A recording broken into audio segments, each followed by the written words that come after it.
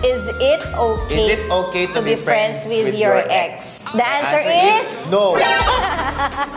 Oh, ikaw, kahit friends mo yung mga ano mo. Teka nga, hindi ko pala unfriend yung isa. Hoy, wag mo yan, friend! Okay. Sagutin mo yung tanong, is it okay to be friends? Bakit? Anong kalandian meron ka? Ba't kailangan maging friend pa kayo? Hindi, sa akin kasi. No!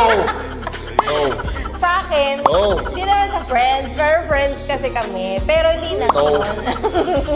Hindi na kami friends. There is no reason. Mapafascinate mo pa yung feeling na naging girlfriend ko yan noon, naging boyfriend ko yan noon. Walang ganon. Ay, walang ganon. Walang ganon sa akin. Kalimutan yung isa't isa.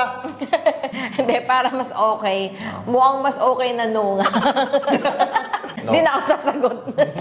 So, is it okay? Pwede. Hindi pwede kasi... Kasi masalimuot yun. Ayoko nung ganong thought eh. Yung parang may fascination pa nung naging girlfriend ko yan, naging ex ko yan. Wala nang ganon. Hindi na natin kailangan para pag-usapan pa yung naging relationship nyo noon. Pero hindi na para i-recall. O, syempre.